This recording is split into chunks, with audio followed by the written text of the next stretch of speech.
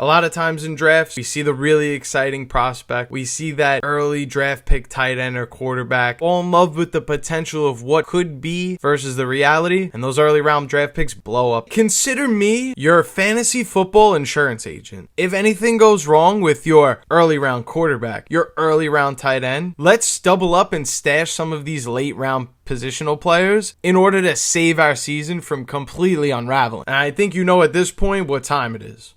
Roll the intro!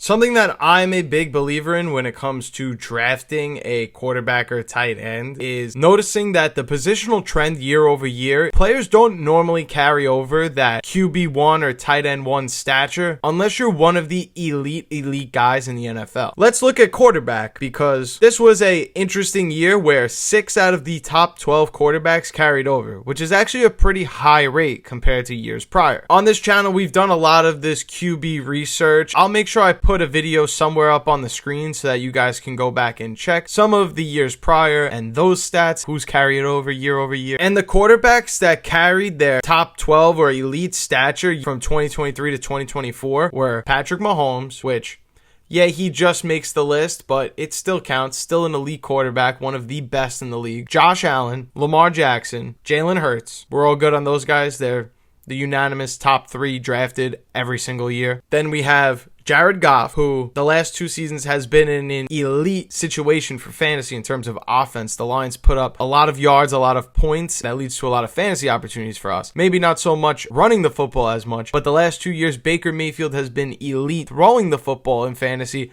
and pumping out great fantasy stat lines for the wide receivers in this offense. So putting the list up of the top 12 finishes of the 2024 season at quarterback, when I look at this list and try to find who are some of these players not on the list that are able to propel and take one of these 12 spots from the quarterbacks above. Keeping in mind, we do need a quarterback from one of these offenses that's going to throw the ball a lot and propel us into an elite quarterback territory. A guy that sticks out to me is Dak Prescott, somebody that's in an offense that can't run the football, will probably be a 8-7 win team, which means they're going to be competitive in a lot of them or trailing from behind and needing to throw to score. I like Dak's chances of being a good fantasy quarterback for us. It doesn't cost you anything, and his wide receivers could reap the benefits as well. And we'll talk about maybe his tight end could be someone that we want to draft later as well. Another quarterback that has finished in this top 10 or 12 before, like Dak, has a good situation where the team has added wide receivers in the offseason to make the offense much better for this quarterback. That's CJ Stroud, and we're going to keep the quarterback talk in Texas here. I'm not saying that CJ Stroud is going to go back to being a top 10 quarterback, but what I know is that he's shown us he's capable of it before in the past. Where you're drafting him at this year, it really doesn't hurt you if he has a bad year. Last year, taking him early, that hurts you, and you would have needed some kind of insurance QB like the ones we're talking about now. CJ Stroud could just end up being your starting quarterback, and it costs you nothing to draft him. They also drafted not 1, but 2 rookie wide receivers to upgrade this room while Tank Dell is still recovering from injury, and I think there's a good chance that CJ Stroud flourishes this year. Drake Maye is another one that is interesting. It's really just based off of projection, but being that he showed us signs of really good quarterback play at times,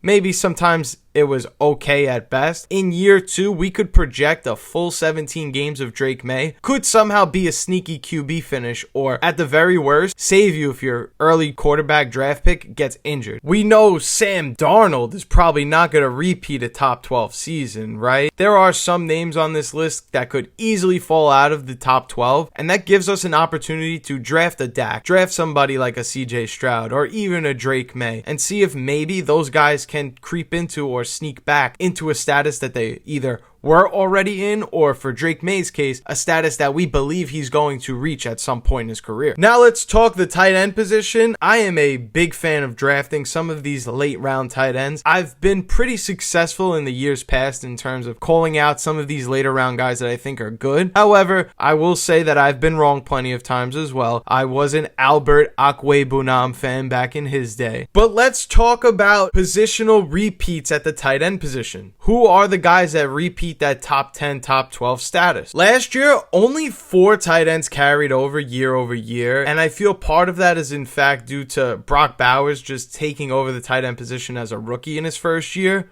So we could assume that 5, maybe even 6 will carry from that top 12 status. But that means there's going to be 6 new guys that are going to make elite tight end starters. We're not drafting as early as we should. Players that have done it before in the past that I like to draft, he is going much earlier in the draft, so this isn't a late round pick. But TJ Hawkinson is primed for another top 7, 8 finish at the tight end position after not playing a full season last year. So I like TJ Hawkinson a lot. Someone that has not made top 12 status but has the potential, I think, is Isaiah Likely. Isaiah Likely is a uber athletic tight end, somebody that can really dominate vertically in an offense, and the Ravens can definitely use that. I don't want to say move over old man Mark, it's time for the new guy to shine, but Isaiah Likely does bring that kind of potential that he could just win the starting job outright over Mark Andrews. He's still effective even if Mark Andrews is in the lineup. So I do like both of those. Another one has finished before as an elite tight end for us. That's Jake Ferguson. Jake Ferguson had a horrible year last year, and you could chalk it up to not having Dak the entire season. I look at his stat line. I see he had 0 touchdowns last year, and I know that the touchdowns are going to pour in for this guy this year. I wouldn't be surprised at the end of the year if somebody like Jake Ferguson in an offense that has to throw a lot, like we just talked about previously, is going to need him to grab 7 touchdowns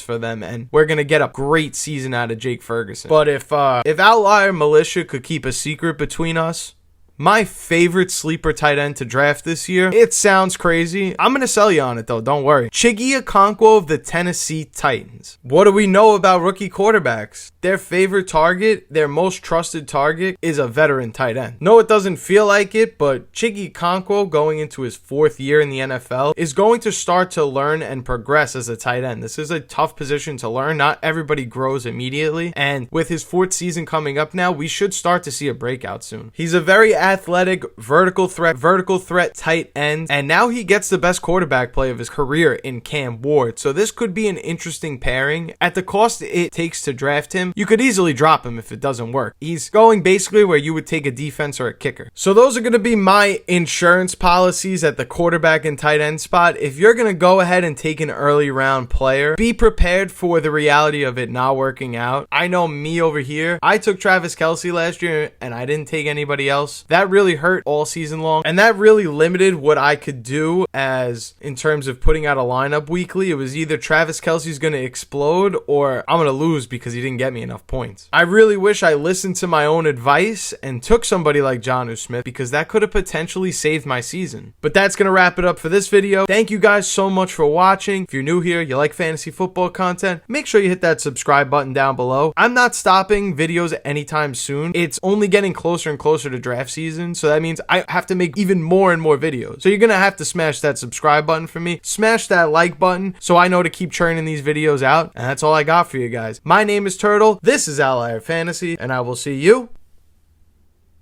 in the next video. Wow, you stuck to the end of this video? Thank you so much. If you're new here, make sure you check out one of these videos on the screen right now. And don't forget, before you leave, make sure you're subscribed so you don't miss any fantasy football videos on this channel. And that's all I got for you guys. I'll see you in the next one.